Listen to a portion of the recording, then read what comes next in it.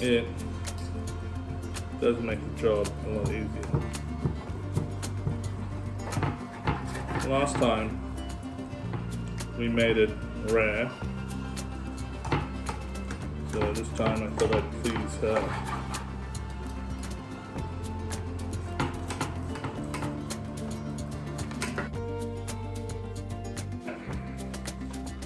Here we go. Welcome back to Oriental Express. Today we're doing something a little bit more ostentatious. We have a whole beef tenderloin. Ta-da! And we're not going to cook the whole thing. We're going to cook half of it. And what we're going to do is keep the other half for our beef Wellington in a couple of days' time. So I'm just going to get a sharp knife and show you how to prep this baby. So the trick is, it's not obviously fully symmetrical. It does taper out at the end, about midway.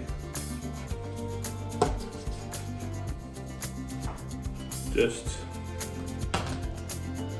use putting this in a new bag and put it in the freezer. So I'm just going to put that to the side. And what we're going to do is create a rub for our beef tenderloin. But we'll make the rub now, but we won't apply it until we put some string on the actual roast. So I've got some Mexican style chili there. That's what the cut looks like now. So I'm going to put that in a bowl.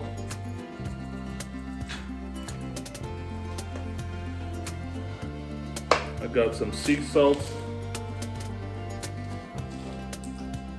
there. I'm going to put that in there.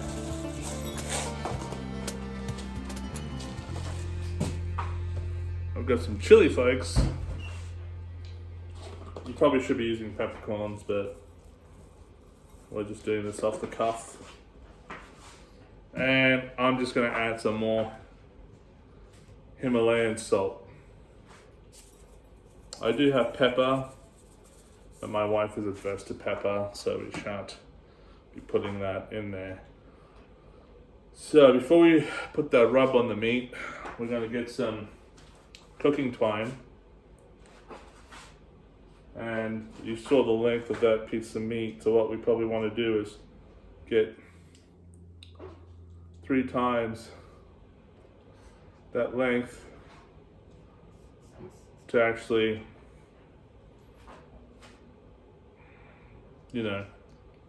tie up this piece of meat. So there's 1.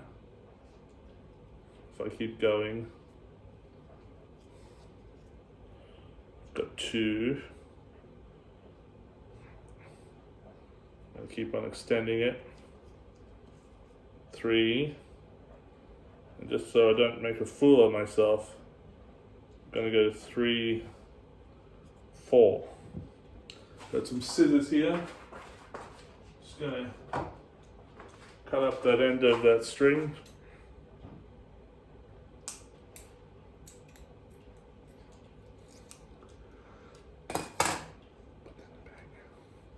So now that that's done,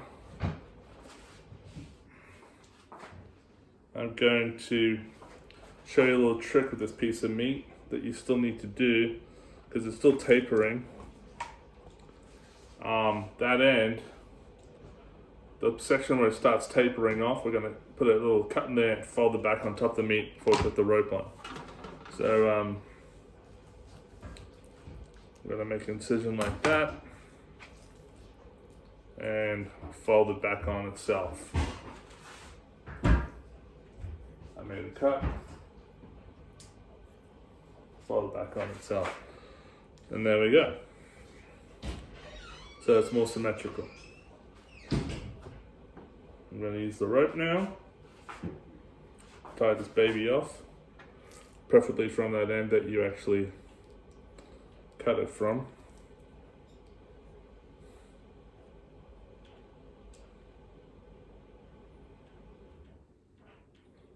Tie it twice.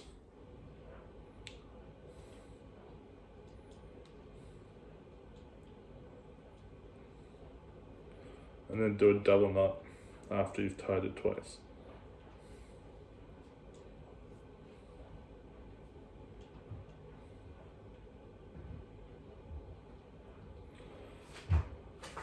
So bring the rope underneath the meat, but keep that string on the top straight. Like so. And then it's all about making sure that top part is straight and everything will be right as rain.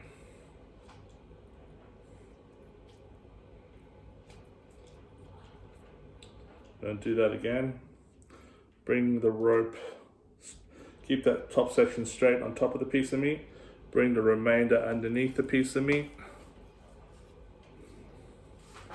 Under. And tie it off. And I think because it's such a small cut of meat, that's all you really need.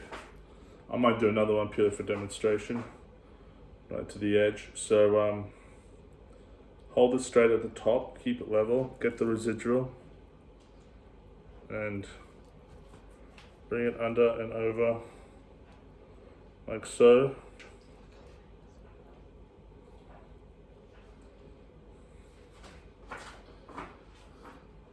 And that's pretty much it. I'll show you, I'll lift it up.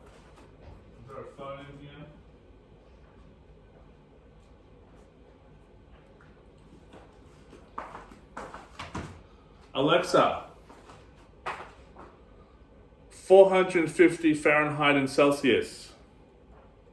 450 degrees Fahrenheit is about 232.2 degrees Celsius. Thank you. So I'm going to preheat the oven. I'm going to put it on full force for about 15 minutes because we're going to sear it in the oven. You can pan sear this, but I don't. I like to actually sear it in the oven. So I'm getting that dry rub and I'm putting it all over the roast.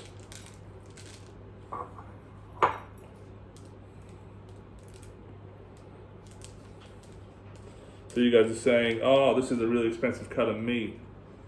This guy must be rich. Well, we got it at Costco. So if I'd actually got this at the butcher, I probably would have paid 1.5 times more than what I did at Costco. So don't judge me. And that's why we're economizing. We're going to keep the other half for like a beef Wellington. And we did a whole tenderloin last time. And what happened was my 3-year-old son decided to play around with the dials on the oven and almost destroy it. So he's actually been taken out of the house now. And he's not coming back until this thing is done. So, I mean, and we had like generous portions that time. Like a proper, beef Wellington size slice for everybody. But we're actually gonna not do this one thinly, but what we will do is,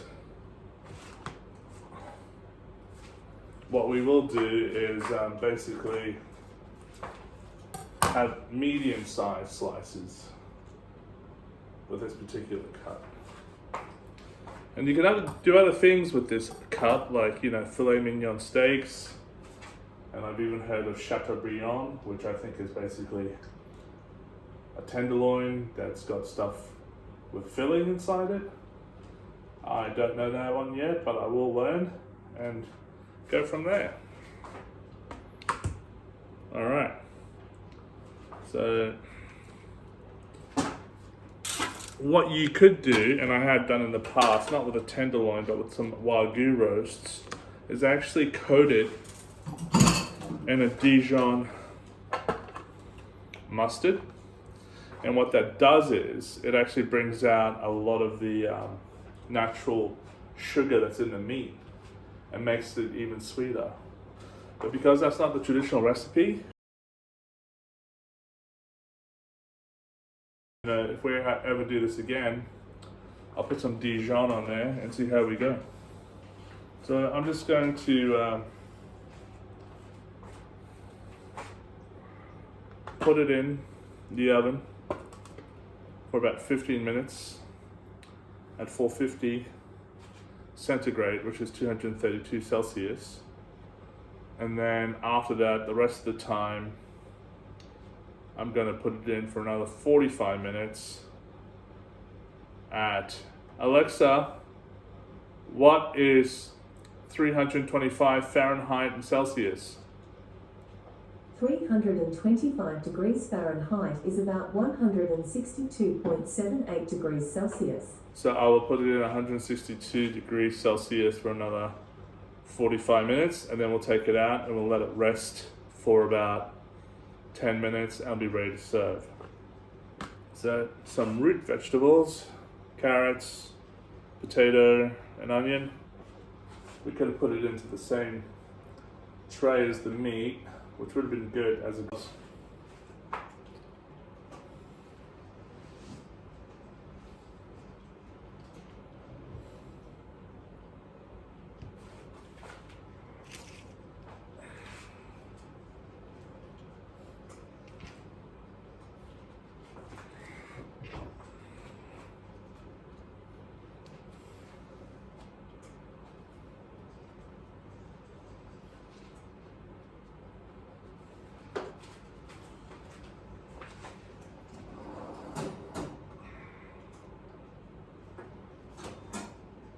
Alright, so we got some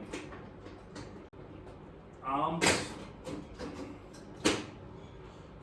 some telescopic or gyroscopic arms from people at SMEG.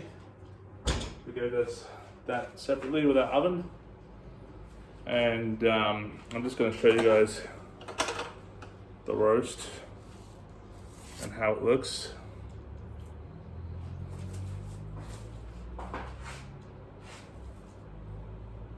I'm going to put this baby in 15 minutes. It's been 15 minutes. So what we're going to do is we're going to not kick it up a notch. As you can see, I'm already drinking a beer. That's how exhausted I am during these school holidays. We're going to drop it down a notch. Alexa, 325 Fahrenheit in Celsius. 325 degrees Fahrenheit is about 162.78 degrees Celsius. Dropped it to 162. So, really, it only needs to be for another 30 minutes. And, oh my god, that smells so good. We got a little vent coming off the oven. Speaking of which, oh my god, that is gorgeous. I should have turned the exhaust on. So we'll keep it at 45 minutes, and it'll be medium well. And the thing is, because if you're having it medium, I would suggest cutting it more generously. But if you want to have more thinner slices, like what we're planning on doing, you may want to overcook it slightly, so then it's easier with a knife to actually create more of those, shaved deli meat sort of slices that we want. Because last time we gave the kids who were like 15, 13, 11, and 3 the whole beef Wellington slice, and it was too much for them. So we'll see you in about 45 minutes, people. So we're back, and we're going to take that beef tenderloin out of the oven and let it rest for about 10 minutes.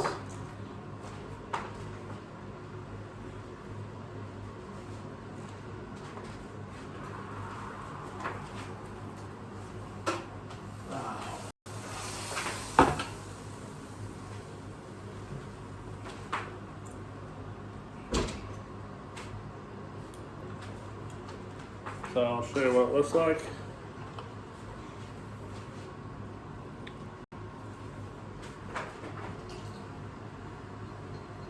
I'll just cover that up. 10 minutes. Be ready to serve.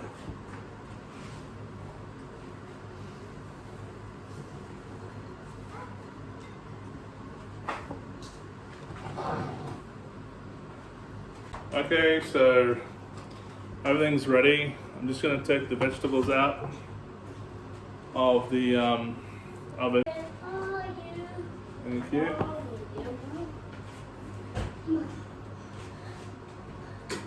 Just going to put them right on top of the cooktop.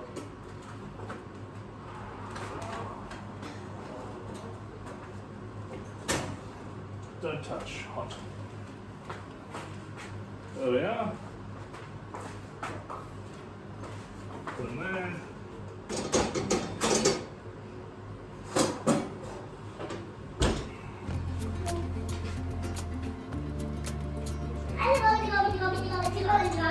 Turn it off.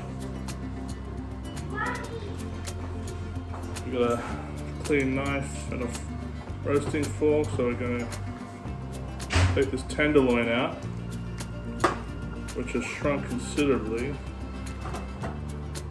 Put it on the board.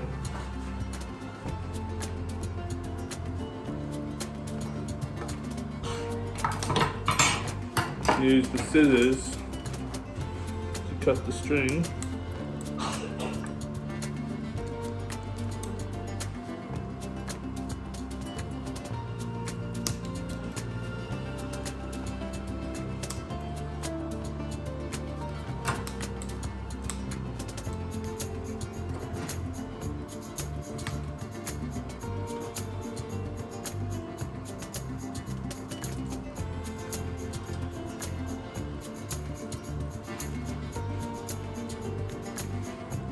You can actually see the join where we folded that cut of meat over.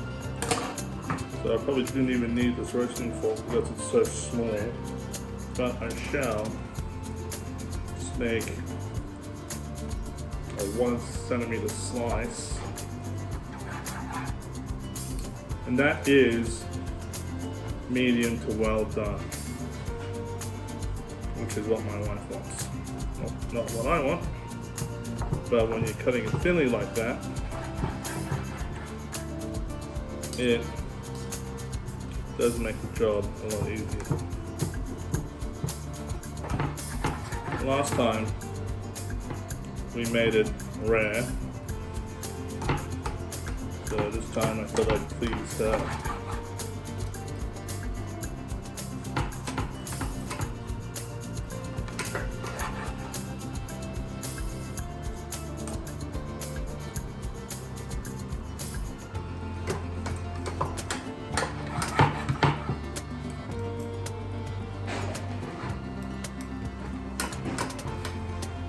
So in hindsight, I'm glad I didn't cook the whole thing, because then that would have been wasted in my opinion.